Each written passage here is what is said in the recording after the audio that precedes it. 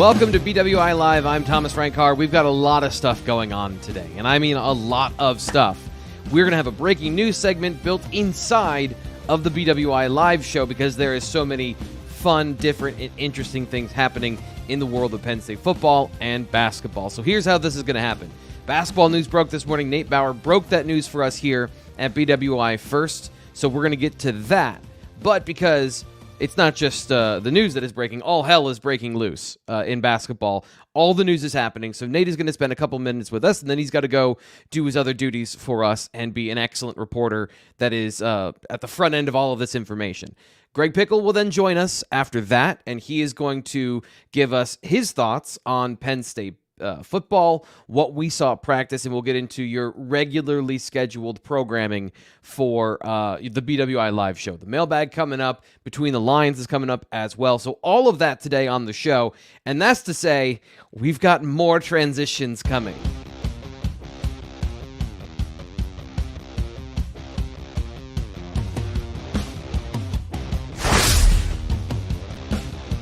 As we just mentioned, Nate Bauer, Blue White Illustrated basketball reporter, breaking news this morning on a national level. Nate, what's going on with Penn State basketball? You know, look, I don't want to take all the breaking news credit, right? Dick Weiss, Hoops Weiss had a tweet late on, I don't know. Look, this is so weird. You're caught in a purgatory of two sides agreeing to something and it being on a path to getting there and it being at the finish line. But until it's done, until the ink is dry, it's not done. And so as we sit here on Wednesday morning, Mike Rhoades isn't the head coach of Penn State basketball, but there's a really excellent chance that he will be by about 4:35 this afternoon. Your obnoxious sticking to the facts has ruined my breaking news segment. I'm sorry. No, it's okay. That's the news. The news is, as you and I talked about this morning, agreed in principle, expected to. All of the things are lining up for this to happen, but it has not happened yet. Correct? Penn State is set to name him head coach, right? And so semantics, yes, but important nonetheless. Right. They're ready for it. Penn State is prepared to name him the head coach, but it has to clear the hurdle of the compensation committee, which is just a rubber stamp. It'll be fine. They'll go through with it and that'll be it. So, look, I've done this long enough. Things can happen, right? Mm-hmm. Things can change. People can tell their side that it's happening and then it doesn't end up happening. But, as of right now, Penn State is very much operating under the knowledge that Mike Rhoades is going to be its next men's basketball coach. This story over the last week or so has dominated BlueWhiteIllustrated.com. Nate has been doing an awesome job. There were 5 different updates in the coaching search timeline. And he was very thorough in terms of the number of candidates, the top candidates, how you could see how they were separating themselves, and he kept everyone really up to date with how this happened. So without going into all those details, which you can get at BlueWhiteIllustrated.com still, if you want to go back and review everything and see what Nate has been doing, without getting into all those details, how did we get here where Mike Rhoades is the candidate that came from the pack to be the guy to lead Penn State, expected to be the guy to lead Penn State? I think the first point 1A through point 1 B, C, D, E, right, is that Pat Kraft wanted a sitting head coach. He wanted an active head coach in men's college basketball. And so my understanding of the process is that there was a very wide net cast and feelers were, there was no limit. There was no limit to the number of people that they would attempt to speak to and or gauge interest from. And so that is just very wide ranging, right? I mean, look, Penn State just had its head coach in Micah Shrewsbury like stolen, right? It was poached. Notre Dame decided that they wanted Micah Shrewsbury. They made enough of an impression there. Micah had enough issues and some frustrations with Penn State that match happened, right? Yeah. Is Micah left. And so that became a spot for him that was, it fit him. But there's a backside of this of Pat Kraft, having maybe a mindset of, all right, if that's going to happen to you, now you want to do it to somebody else. Right. And Right. so Mike Rhoades of the candidates that were out there, and certainly there were some who did not express a mutual interest in this job. Mike Rhoades is a guy who has a ton of experience and is he's a sitting head coach at a basketball school. VCU is a basketball school. Now you might say to yourself, okay, it's not high major in the Atlantic 10, right? It's not certainly it's not the Big 10, it's not the Big 12, it's not the SEC, but they love basketball there. I mean, it's a big deal. It's a big deal at that program. And so to be able to make the pitch, make the sell, and get him to agree to take on a Penn State basketball program that, let's be honest, is it in a better place today than when Micah Shrewsbury took it over? Sure. Somewhat. Terms and conditions apply as always, right? A lot left. There's a precipice that they're standing on right now that does not feel comfortable if you're switching out your head coach and you have so many departures and so many guys that don't have long ties to the program. You don't have a lot of veterans here that have more eligibility left. There's a bunch of very desirable freshmen with no head coach and the portal. But that's okay. That's okay. And that's kind of the it's interesting because I think that I have seen really a lot of ends of the spectrum type of reaction to this. And even when we were leading up to it, right? I mean, I'm having these conversations in our message board and with our community, and it became fairly clear on Sunday night that Mike Rhoades was the guy. He was the guy that Penn State was landing on. There were a few other loose ends to kind of tie up, but right, once you can wrap your head around Mike Rhoades being the guy, now you have to form an opinion on it. And he's taking over a program that is gutted, right? Like it's the aftermath of Armageddon, right? Like it's just in a lot of player absences. You're going to lose the majority, if not the entirety, of Micah Shrewsbury's staff, which is fine. I mean, Mike Rhoades is going to have his own guys to bring with him. So there's that end of things, but also, on the optimistic and maybe the realistic side, it's not impossible to cobble together a roster very quickly through the transfer portal. And the bottom line here is Micah Shrewsbury just did it, right? Like 2 years ago, when this job first came open for Micah Shrewsbury, it was a rush to the exits, right? Yeah. And even guys that certainly, you had Miles Dredd stick around, you had Seth Lundy stick around, obviously John Harrah. Those were integral pieces to what Penn State became in the first year. But Isaiah Brockington left, Jamari Wheeler left. You had like some really big guys who chose to leave. This is a different situation, right? Micah Shrewsbury didn't have a first full recruiting class that he brought into the program. So it's just trying to keep some perspective here for people who are, taking all of this in, that there's really big challenges ahead for Mike Rhoades, but also reason to believe that a lot of those can be addressed and, figured out to the best of their ability as he starts this part of the process. As we said earlier, this breaking news comes to you live just after 10 a.m. We're here on YouTube, part of the BWI live show. So we got some comments here for Nate. PSU 5148 says, thanks for your coverage of this, Nate. Appreciated. He has been excellent in coverage.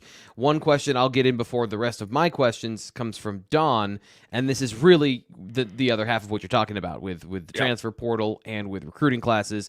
Don asks, any thought on what players may be looking to come with Rhoades from VCU? No, I don't. I do, but let's get this across the finish line. I'm not. First things first sort of guy. Yeah, I just think that it puts. I just think it puts people in a tough spot when they haven't been able to communicate what their intentions are to the people that are, around them and in this process. So, like, can I sit here and say definitively that somebody has decided, made up their mind that they're coming with Rhoades to Penn State? No, I can't. Is there some level of like flirtation, right? That they're interested in following him? Yeah, sure.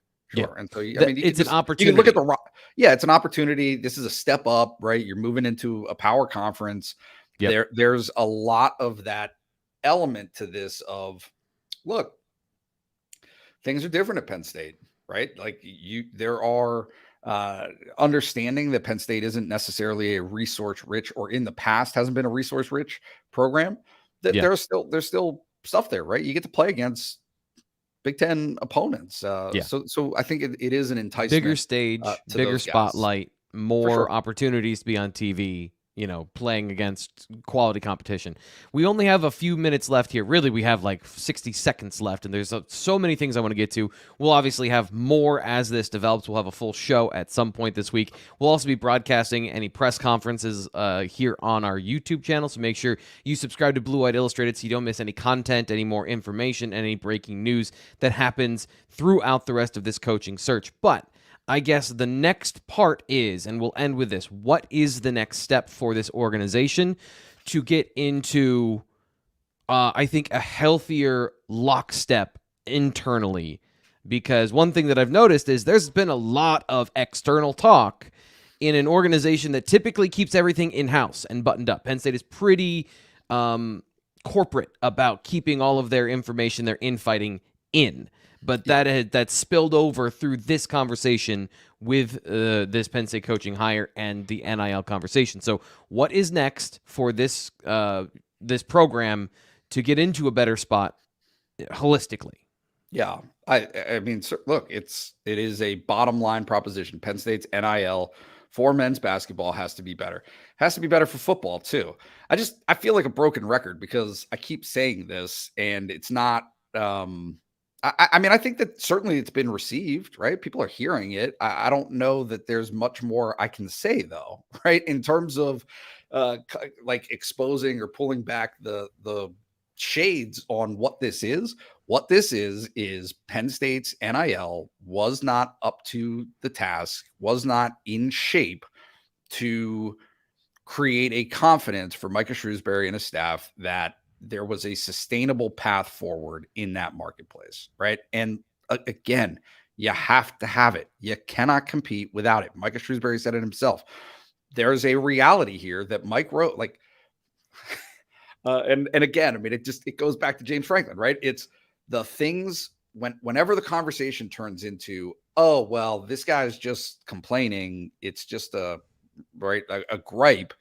It's not. The next guy's going to want the exact same things. And so Mike Rhoades, for him to succeed at Penn State, he can be the best coach in the world, truly. And I think that there is a lot of reason to believe that he is a success. Like, he has a formula for success that is tried and true. It is out there. He's been successful in the places that he's been.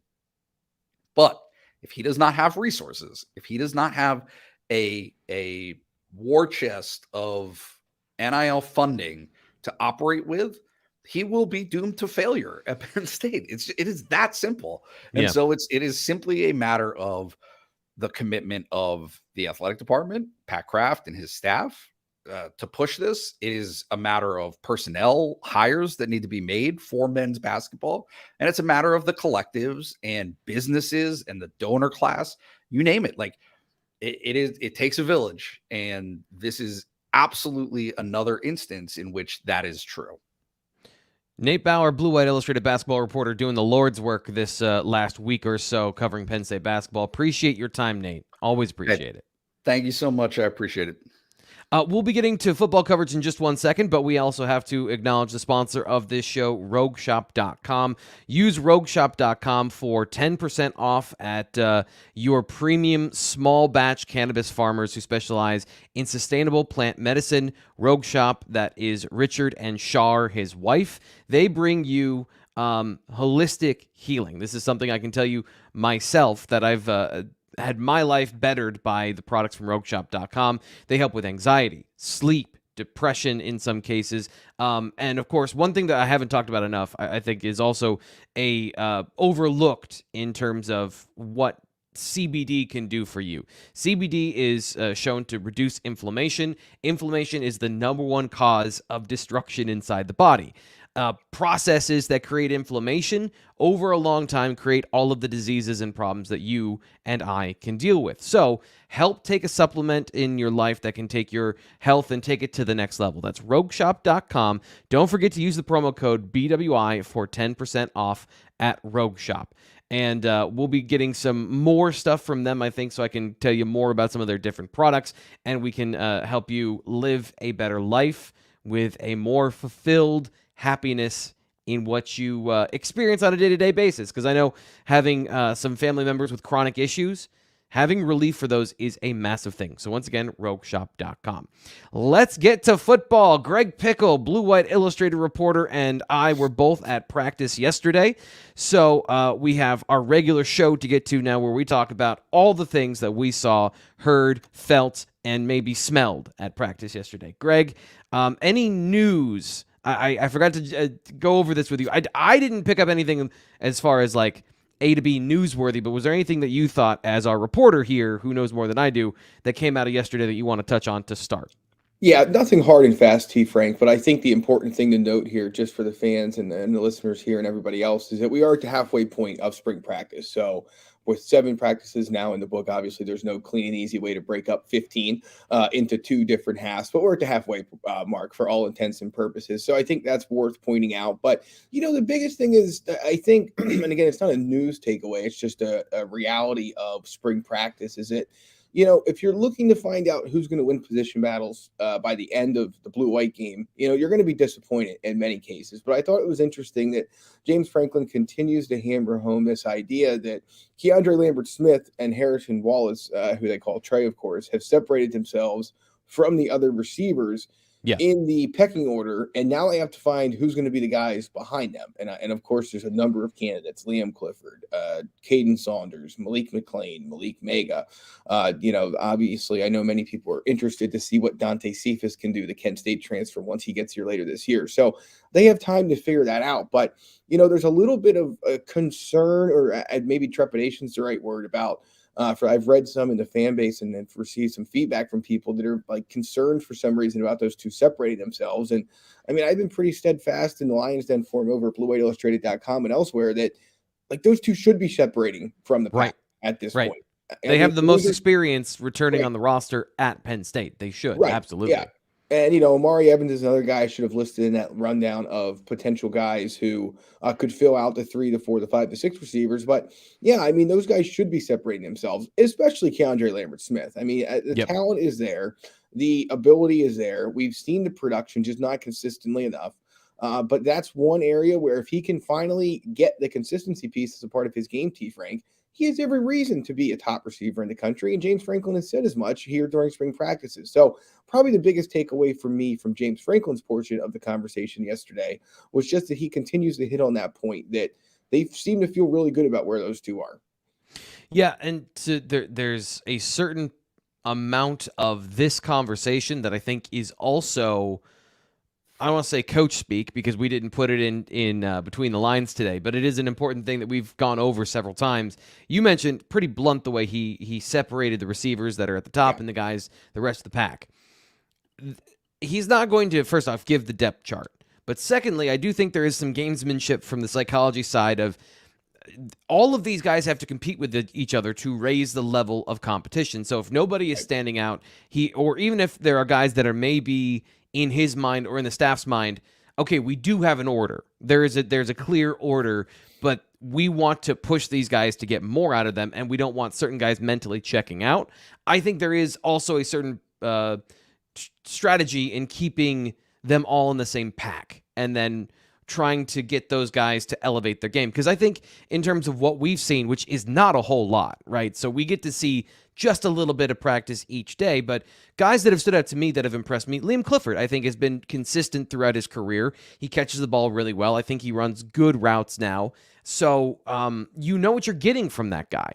But are you trying to push somebody by keeping them all together? I think that's the part of the conversation as well. I'm going to steal one thing from Fitz's notebook. Sean Fitz had the defensive notebook over at BlueWhiteIllustrated.com last night. So check out his thoughts and his observations on the defense, because he was over there for, I think, most of the time. Myself, and Nate were all over with the offense. But what he said and what I'm getting at here is the front seven's looking a little thin.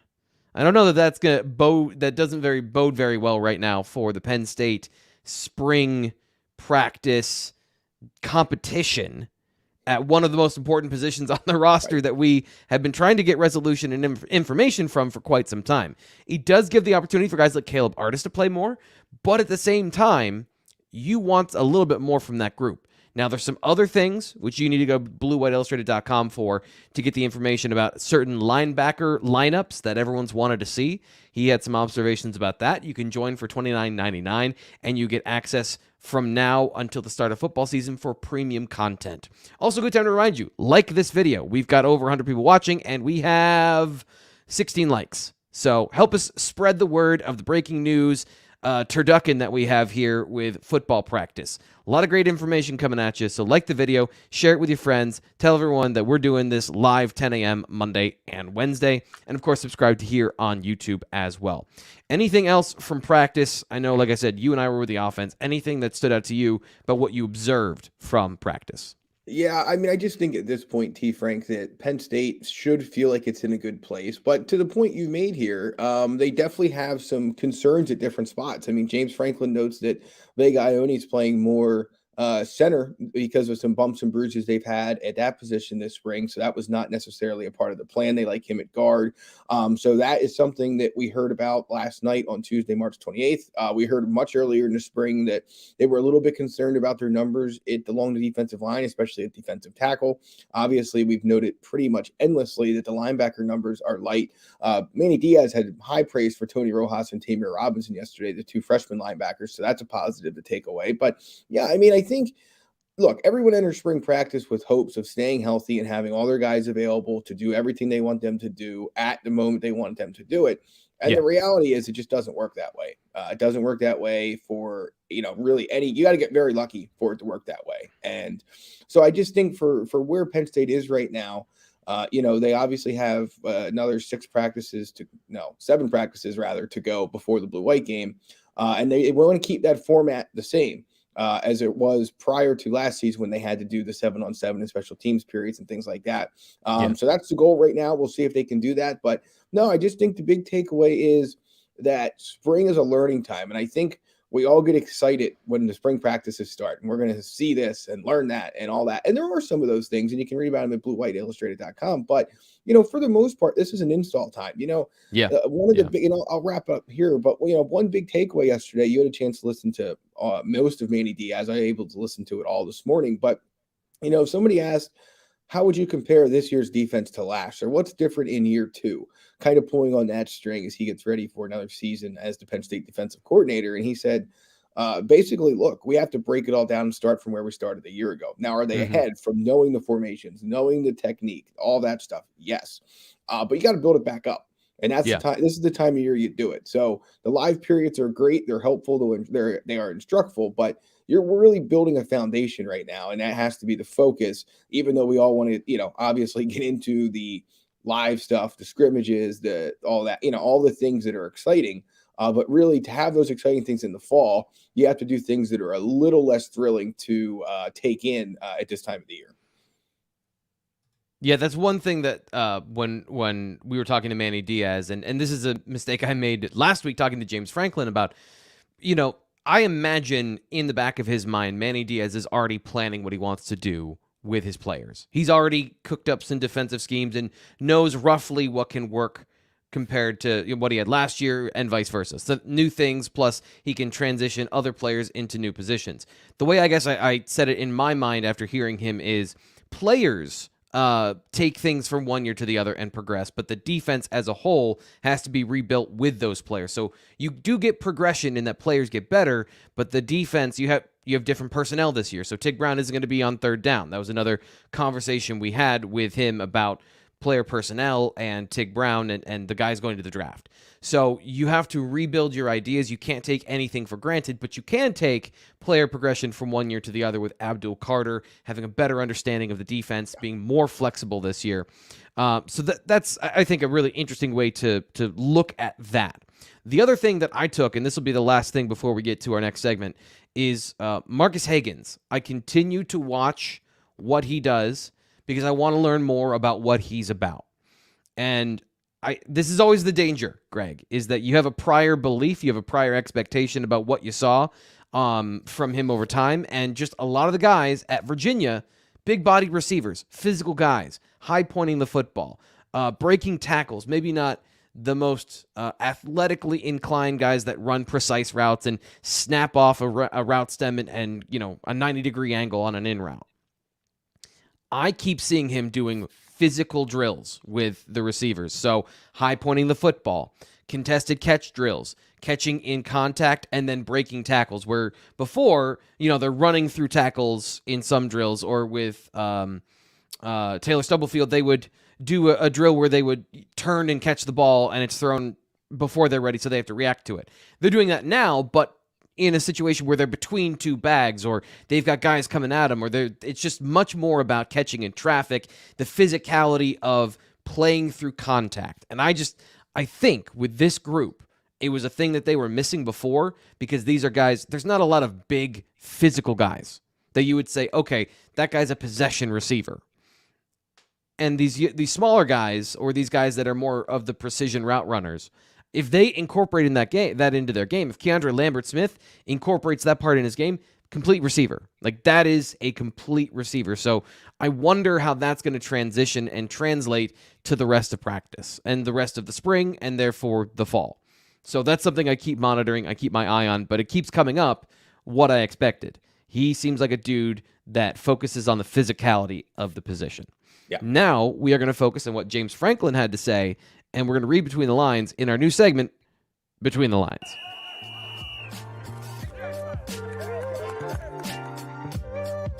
They have both gotten reps with runs.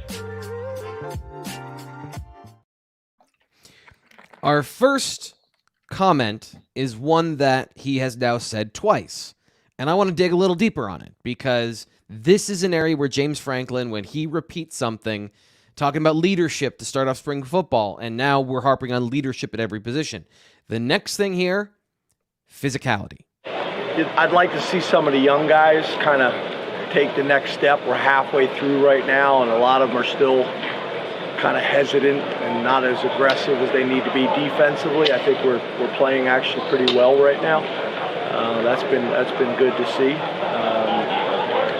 But overall, we still got a ton of work to do before the spring game. I do think we've done a good job of laying a foundation in terms of what we're going to do in fall camp, but we still got a lot of work to do. So James Franklin talks in generalities about, I want the young guys to be more physical.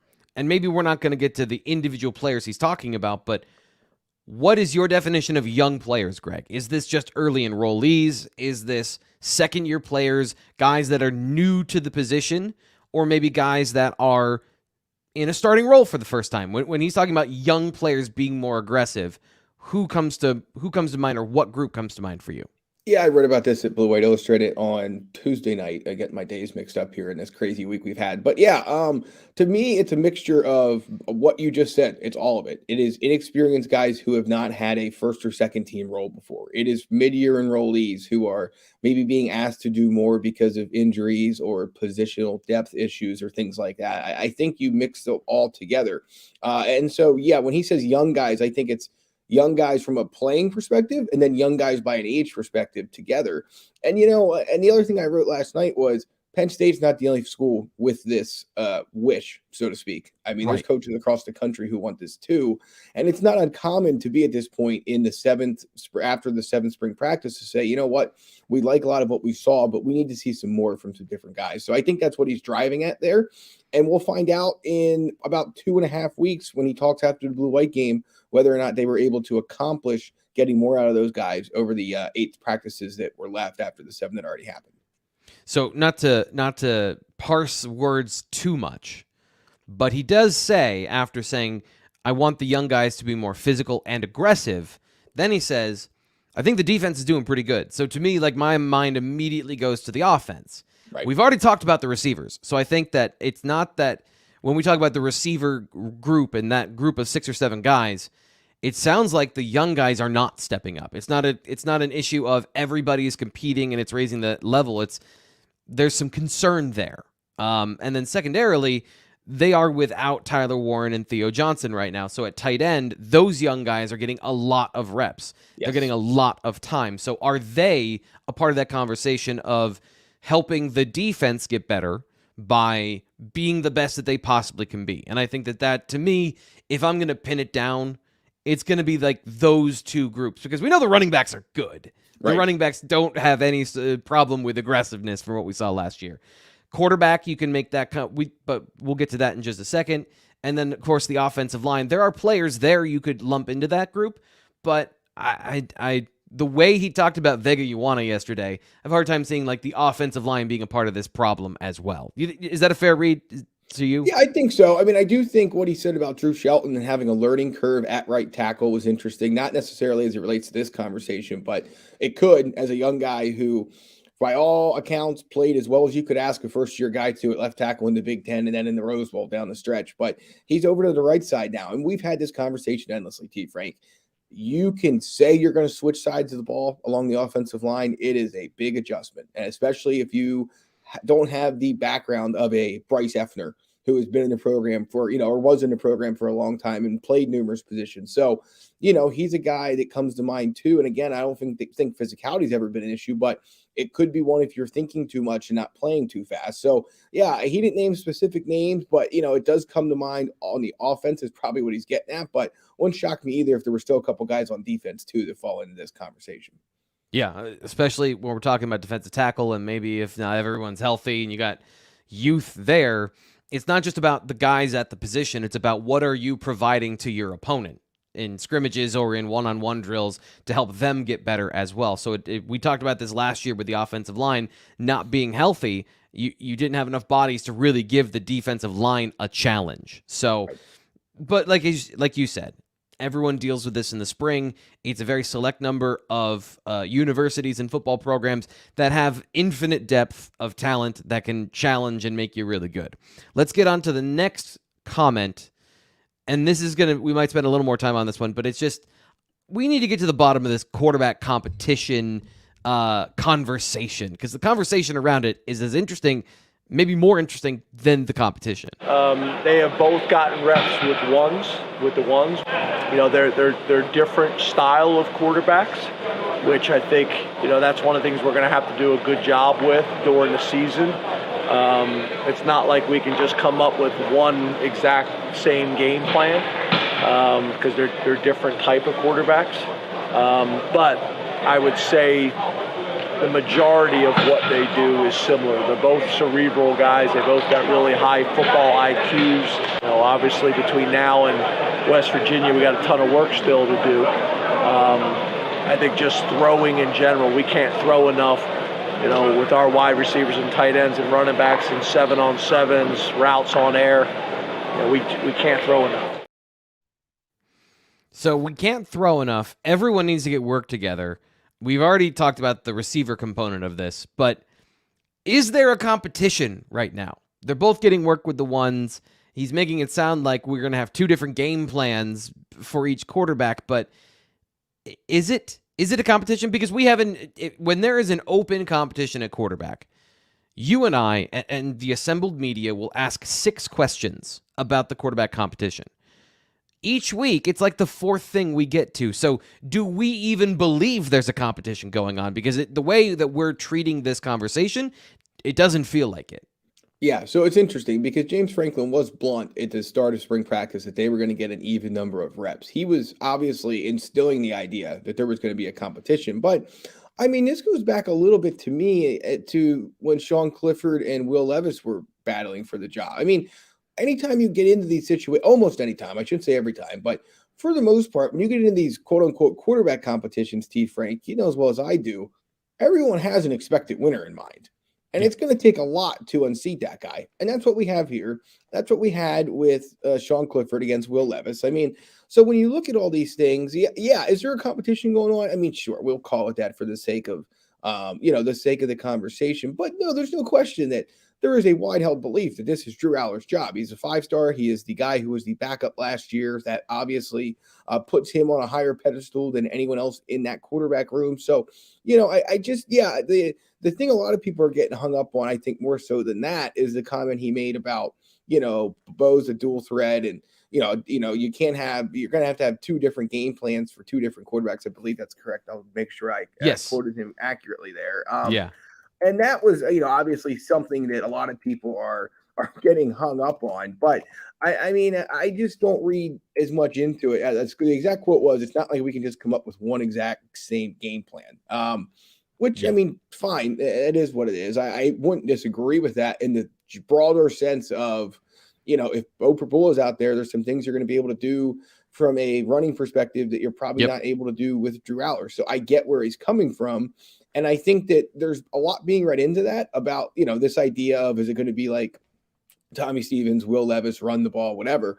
I just don't know if that's what he's getting. I'm not willing to go down that road yet. I think he's just saying, look, these 2 guys can do 2 different, a lot of things well and a lot of things the same, but they each have individual strengths. So whichever one you're going to play, you're going to tailor your game plan to accordingly, which is, of course, that's how it works. Right. It always works that way. So is there a competition here? Yeah, I guess. I mean, until they name one, it is in theory a competition. But, again, we have an expected winner of this competition. It'll be shocking if it's not Drew Aller, who opens things for Penn State against West Virginia. But, I'm not reading as much into this as everybody else is. James Franklin is notorious for trying to put out things to make his opponents think about what he's going to do, or conversely, not put anything out there so they don't know what to think. I mean, I think sometimes that gets lost in the shuffle of all of this too, is that fans and the media and everybody else gets upset when the answers they want aren't forthcoming.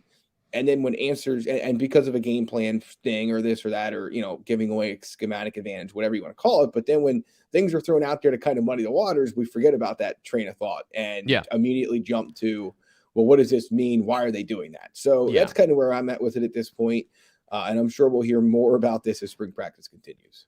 So one thing I want to say is, I love standing on ceremony like most people don't, probably. I appreciate we are sticking to the idea that there is a quarterback competition. There will be a quarterback competition, and we're going to treat it as such. We're not going to deviate from that, even if internally we know the outcome we want and the outcome that we expect. So to be clear, I'm fine with that. But every single time I've been at practice, last season, for an example of what I'm trying to talk about, Sean Clifford gave the cadence to start a play, and Penn State has all 3 quarterbacks throwing at the same time to 3 different receivers to get more balls in the air, more efficiency, throw more routes, and it's different parts of the same play, right? Every single time, Sean Clifford was the one that led the cadence, or most of the time, he was the one that led the cadence. Sometimes Drew would get in there, and then they would rotate down, but he was the guy that started everything off. I have not heard anyone but Drew Aller start the cadence for practice. So is there a competition? I guess. We don't get to see all of practice. Every indication is that it's Drew Aller's job, and they're getting him ready to do this, but in a separate and equal situation, they also really like Bo Pribula. He is a good quarterback. This is not coach speak to keep him out of the portal. This is they have two talented players, and they're toying with the idea of how they would use those guys and incorporate their best players into the offense. But I guess that's the way we're handling the conversation, and the way that we're not entirely obsessed with it. It seems to indicate that we all agree with the understated idea that Drew Aller is the starter, and it is it's not really a competition. The second thing that I think from that is if you've got guys that have similar skill sets, they're going to do most things the same. But we talk about this running Wildcat quarterback, and to me, it's very different when you talk about what Tommy Stevens did and what Will Levis did. Will Levis came in an offense that was a disaster. He was specifically tasked with getting them out of games with a win. Not necessarily what is the best for the offense, what is the best to score points. It was grind this into dust and get us a win. Tommy Stevens, when you look back to Joe Moorhead and the creativity with which they used that position, there was some really creative, fun stuff that they did and that took advantage of his athleticism. So if you're looking for a comparison, forget Will Levis and what happened there. Look more back to what Tommy Stevens was and what he did and how they were able to use his legs as a dual threat, as a quasi receiver at times. I think there's more there with a guy who's creative, like Mike Yurcich, is much more like Joe Moorhead than what we saw from the other iterations of running quarterback coming in. Last thing I'll say, we've got the BWI mailbag coming up next. If you've got any questions, throw them in the chat. We'll be getting to that in just a little bit. We got a couple prepared, but I need some from you here in the chat. Bring your best question. Greg, are there any last thoughts you have about the quarterback competition and maybe some of the things you're looking for going forward? Do you think we'll get a resolution to this conversation soon, or will it go into fall? It'll go in the fall. I feel very confident about that. Again, it goes back to a hallmark that James Franklin has lived by during his tenure here. And why would he change it? Is that why would I give out more information than I need to before I need to? That's part of the reason the depth chart went away. And that's part of the reason he runs things the way he does. Why does he need to make a decision on who his quarterback's going to be? And look, West Virginia is not sitting there and saying, oh, let's watch Bo Pribula's tape from last year, because there isn't any. So right. They're going to work off of what they have with Drew Aller. They're going to work. I mean, it's just they have a mountain of analysts and months to do it. So, they could, whether Penn State names a starting quarterback or not, it's not going to change the way West Virginia prepares for this game, in my opinion. However, if you're Penn State, there's no reason to give away any secrets before you have to. And I'll just be quick on this, but one thing I think we've really got to dial back, and I say this is media and fans and listeners here and whoever, is that this idea that anytime a coach brings up a backup, he's merely doing it to keep him out of the portal. Right. It's starting to drive me a little bit crazy because I guess my thought, if a kid's staying because James Franklin gave him a 15-second shout out in his third media session of the spring, I don't think these things carry as much weight as everybody wants them to. They sit in the Lash building and meet and have talks about these things. And I mean, it's just those things are where they have reps at practice that tell more of a story than the comments that he makes afterwards. So that's my thought. I know we got to get to the mailbag, but I think as a collective group of people who discuss Penn State football, be it us, be it fans, whoever, that is one thing I think we just need. And it's not just the quarterback position. It's every position. I just don't think, are there going to be times when you can look back and say, well, you know what, that when he made those comments, he was really trying to enforce that this guy is important. Or yes, there's going to be those cases, but I think there's become a blanket belief that anytime a guy that comes up that's a backup who may not win a job, his name comes up, it's like, oh, well, he really just said that to keep him out of the portal. And I just don't think it's hip to be cynical. Yes. Is how it feels. Yes. I just don't think guys are saying, well, this might be a better chance for me to play elsewhere, but he did give me that 10-second shout out on, March 28th. So I'll stay. I just don't think that's how this works. So, all right, I've rambled enough. Let's get to the questions.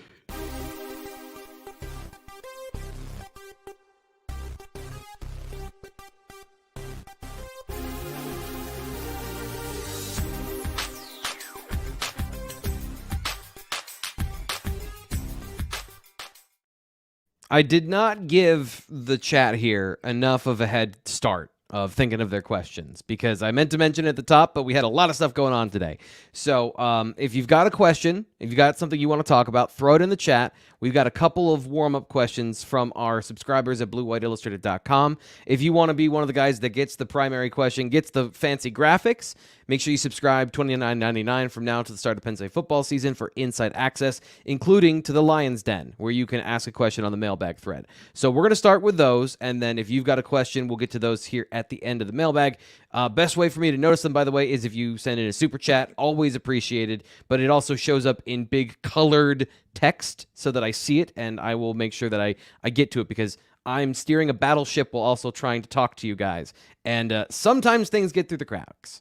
Okay, so Poncho570, regular here on the show, says, who has the light turned on for thus far in camp? I'll start the bidding with Trey Wallace. We talked about him as a guy that has separated from the pack. That was not a slam dunk thing that was going to happen. He was a pretty raw player coming in. Last year he flashed. He made some good plays. He got playing time, but I wouldn't say that it was a guarantee he was going to turn the corner. The fact that he separated himself from the group and he is one of the outside receivers, I think that's a big deal. I think that's a bigger deal than Keandre Lambert-Smith being in that group because you should expect that. Who's a guy that you think, from what you've observed and what you've heard and who you've talked to, that you think has turned the corner?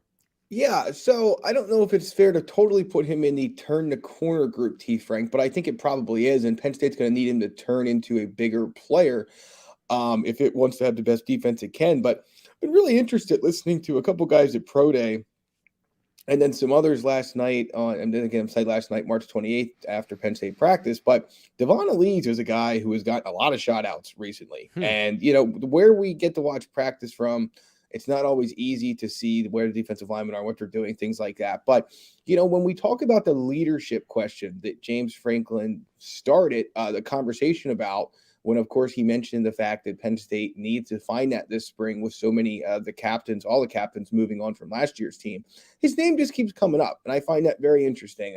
And I think that, again, I have not seen him do anything in spring practice say, yeah, he's turned a corner, right? I mean, I can't look at it from the same perspective. Yeah. But, it's very interesting to me that his name continues to come up. So he's a guy I'm keeping an eye on here. And then, I think when you look across the board, Harrison Wallace is a really good pick, and there's going to be some receivers in that room that join him in that conversation. And, beyond that, I mean, we're hearing a lot of good things about Cam Miller still, the corner. And I don't want to say the lights. I don't know if it's, again, I don't know.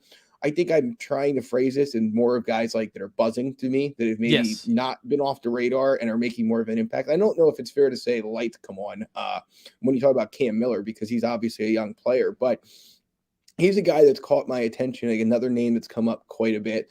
So I guess it just depends when you say turn the light on. I think you're probably looking for guys that are in year 2, 3, that are maybe taking a step forward, and so that's obviously, I get that part of the conversation, but, I don't know how many of those that we've heard about or seen yet that are really super impressive. But, one guy that the light should be coming on for, or needs to come on for, that I would say, I guess, to answer this question more directly, is Malik Mega. And where is he at this point? After he was seemingly high up on the depth chart, fell down it, and now has a fresh start, the new receivers coach. Can it all come together for him? An impressively freakish physical guy who, needs to do more on the field if he's going to earn a bigger role for this team in 2023. Yeah, if we got to see more one-on-one positional drills, we've seen, I think, maybe twice during the last year and a half that we've been coming to Penn State practice, we might have a better idea of who stands out in those situations. A lot of routes on air, a lot of positional drills, a lot of fumbling or not fumbling going through the fumble drill. So from an on-field perspective, we are a little bit limited in that answer. But when we get through some of the back channel conversations and some of the things that people talk about, as you mentioned, the buzz, I think there's a pretty good list that Greg gave you there. Greg, I want to come back to you with this one because I'll admit I was not listening intently when James Franklin was asked about the special teams yesterday, but he was asked about the special teams competition. Stock up, stock down on special teams this year compared to last year. Competition going on at multiple spots, kicker, punter, and long snapper. What was James Franklin's nutshell of the situation, and how do you feel stock up, stock down about what he said?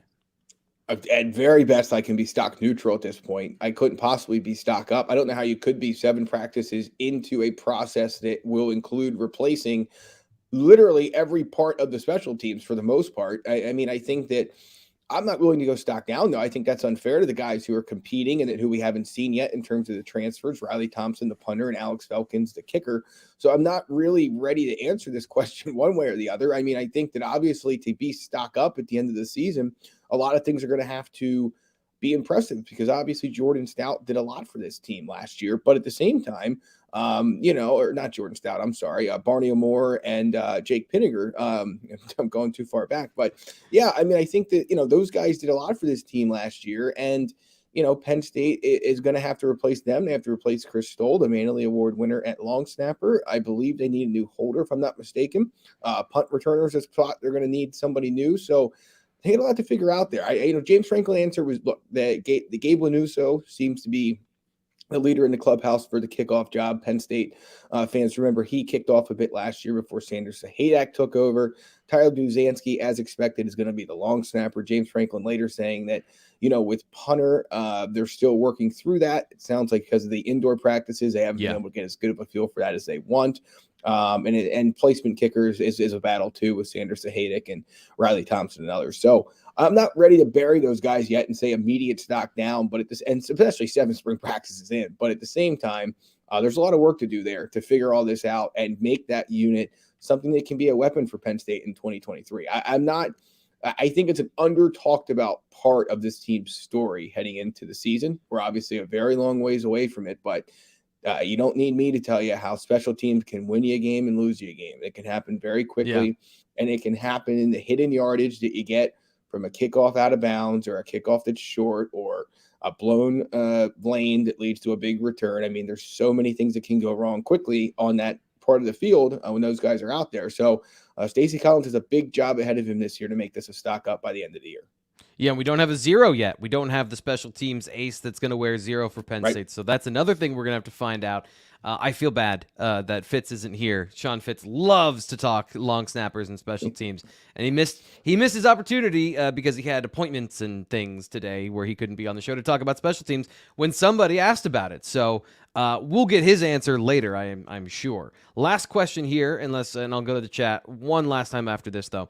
What are your thoughts about a real, quote, blue-white game? Always a risk with full contact given our depth in some areas, probably the same as a hard practice. Penn State presumably going back towards a real game. James Franklin has said that after last year's modified game and to start spring practice. Bumps and bruises in the front 7, but it sounds like they're still on track for that. Your thoughts on this question here, and what do you prefer? So, look, it doesn't really make a difference to me, right? I mean, I think that you can learn stuff from both. I think you learn more sometimes from the scrimmage aspect, but I would also say we probably saw more of Penn State's key players, whether they are starters or reserve last year, just with that format. So I guess it just depends what you want to see. But, again, there's only so many chances. I guess the important thing here is not what happens in the blue-white game, right? To me, it's about, do you have enough live opportunities during the spring, whether it's at the blue-white game that you cross that threshold or before it, to really get good evaluations on guys? Manny Diaz put it very well last night. There's not a lot of chances to tackle in spring.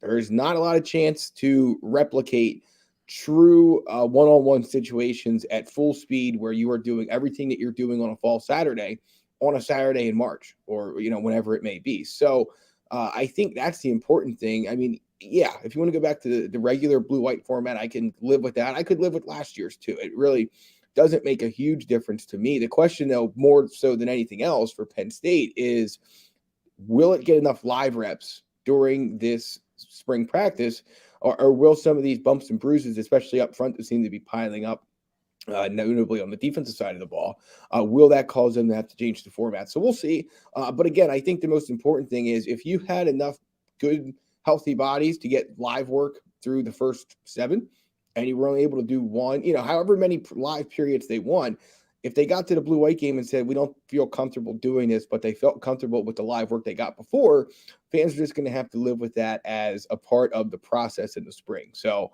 I hope that answers the question. If not, I know good subscriber there who'll hit us over on the message board.